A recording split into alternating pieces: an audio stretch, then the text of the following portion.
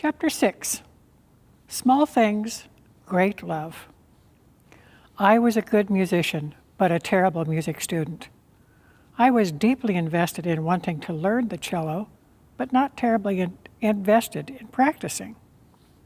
I would show up at my lessons with my teacher, Adeline Muller, and do a lot of talking and impressive gesturing at the music. And Adeline, for her part, continued to act like I was on the cusp of getting better, despite all evidence to the contrary. She showed up, so I showed up. That was Adeline's way.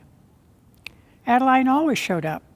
Every Sunday morning, she would play the piano, and our small Mennonite church would sing along. If you've ever heard a small congregation singing, it is underwhelming. Someone is always working too hard on the high notes.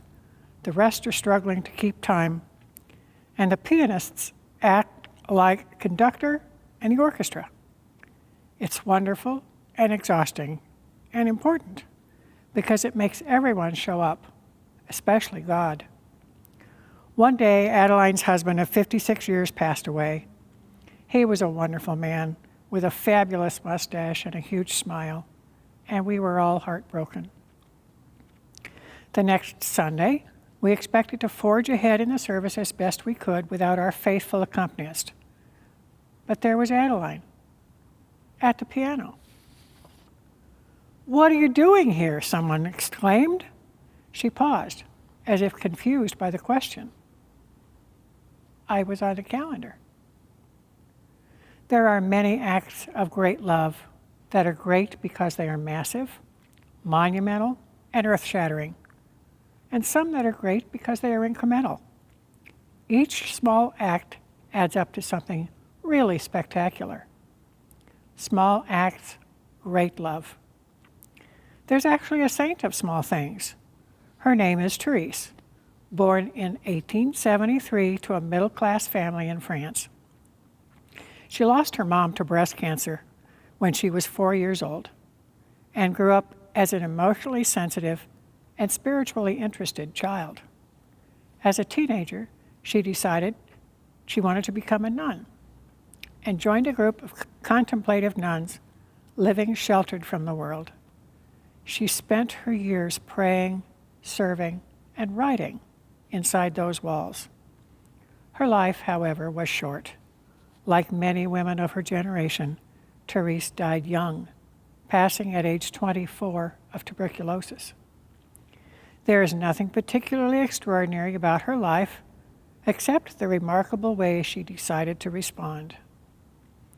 When she learned that she would die, she decided that her ordinary life, with limited scope and span, would be lived with limitless love. She called it the little way. Love proves itself by deeds. So how am I to show my love? Great deeds are forbidden me. The only way I can prove my love is by scattering flowers.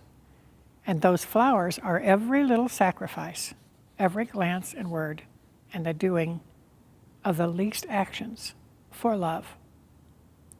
When someone in her community would behave in a way that was ungracious or even petty and mean, Therese would double down and respond with even greater love and graciousness. She felt that it freed her. We are often taught that our lives must be big to be remembered. But what if it was enough to scatter flowers, to make small sacrifices?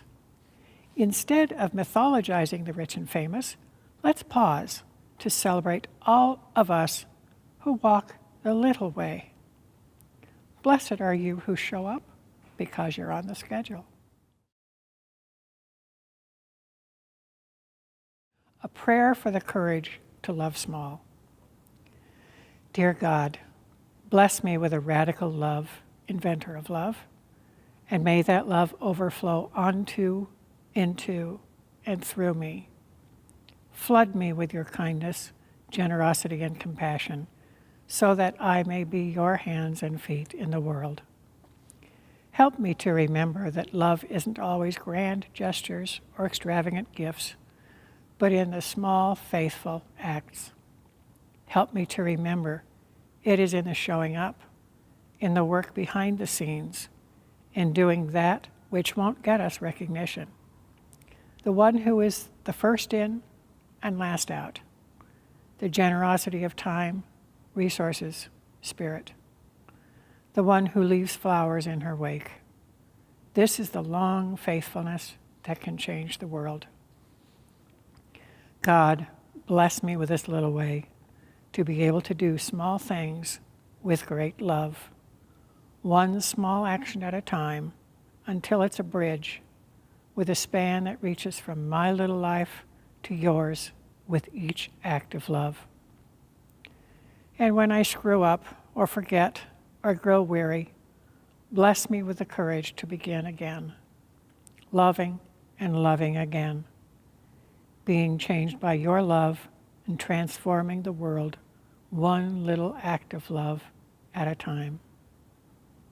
May it be so.